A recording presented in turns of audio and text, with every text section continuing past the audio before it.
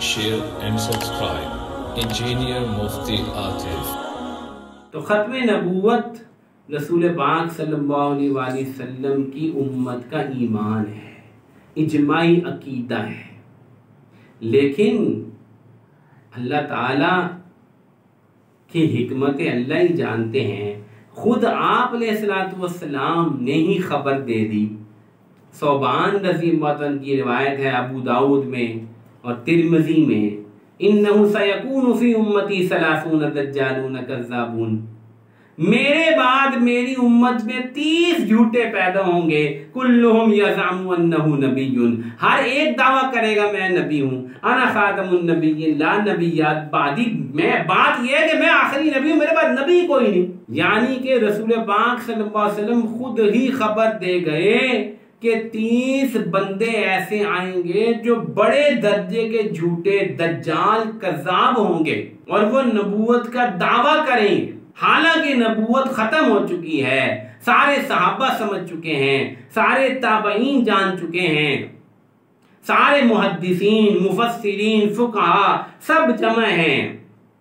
امت میں سے کوئی بندہ ایسا نہیں جس نے اس لفظ سے کچھ اور معنی لیا ہو، یہاں تک کہ یہ لعین مرزا غلام احمد قادیانی آیا اور اس نے اس الفاظ کو بدلنے کی کوشش کی، اس کے معنی کو بدلنے کی کوشش کی۔ پوری امت جمع ہے کہ اس سے مراد ہے کہ نبوت کا سلسلہ ختم ہو گیا، اب یہاں پر اور کوئی چیز نہیں لگ سکتی۔ ہاں آپ نے فرمایا وَسَيَكُونُ خُلَفَاء، میرے خلفاء ہوں گے، میرے جانشین تو ہوں گے لیکن نبی کوئی نہیں ہوگا۔ اور آپ نے فرمایا لَوْ كَانَ بَعْدِي نَبِيًّا لَكَانَ عمر، اگر کوئی نبی بننا ہوتا تو عمر ہی بن جاتے، لیکن بننا ہی کوئی نہیں، ہے ہی کوئی نہیں نبی، اس لیے عمر رضی اللہ عنہ بھی نبی نہیں ہیں، صحابی ہیں، صحابی رسول ہیں، ان کی زبان پر حق جاری ہوتا ہے لیکن وہ نبی نہیں ہے۔ میرے بھائیوں، عقیدہ ختم نبوت یہ ہمارے لیے انتہائی زیادہ اہم ہے، اس کو ماننا اور اس کے تقاضوں کو سمجھنا۔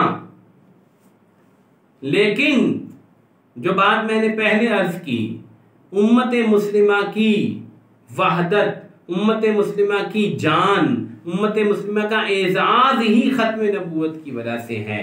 اس لیے شیطان لعین کی یہ کوشش رہی ہے کہ کسی نہ کسی طرح ختم نبوت کے اس عقیدے میں دراڑ ڈالی جائے۔ ہر دور میں ایسے جھوٹے کھڑے ہوئے جنہوں نے نبوت کا دعویٰ کیا۔ خود رسول اللہ صلی اللہ علیہ وسلم کی زندگی میں آخر میں مسیلمہ کذاب جو کہ یمامہ کا رہنے والا تھا، بنو حنیفہ سے تعلق رکھتا تھا، خود مدینہ پہنچ گیا اور آپ علیہ السلام سے تقاضا کرنے لگا کہ مجھے بھی نبوت میں شعر ہی دے دو، ادھر تم ہو جاؤ ادھر ہم ہو جائیں۔ یہ کوئی ملک تھوڑی تھا، یہ کوئی اسمبلی کی سیٹیں تھوڑی تھیں کہ شعر دے دو۔ اللہ اعلم حیث یجعل رسالتہ، اللہ جانتے ہیں کہاں اس کی رسالت ہے۔ یہ تو رسالت اور نبوت کا معاملہ تھا۔ چانچہ حدیث صحیح ہے، آپ علیہ السلام کے ہاتھ میں کھجور کی خشک ٹہنی تھی، آپ نے فرمایا یہ بھی تجھے نہیں دوں گا۔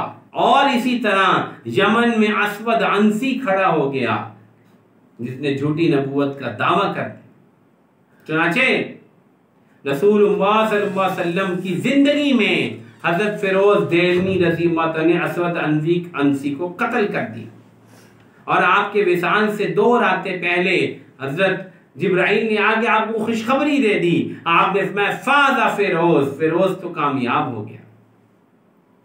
اور حضرت ابو بکر صدیق رضی اللہ عنہ باوجود انتہائی مشکلات کے، انتہائی زیادہ چیلنجز کے، مانعین زکوٰۃ ہیں، منکرین زکوٰۃ ہیں، مرتد ہو گئے ہیں لوگ، لیکن یمامہ کے اندر لشکر بھیجا گیا ہے، صحابہ جوک در جوک شریک ہیں، 700 حفاظ کرام شہید ہو جاتے ہیں، لیکن ختم نبوت کے مسئلے پر صحابہ پیچھے نہیں ہٹے، جانیں لٹا دیں۔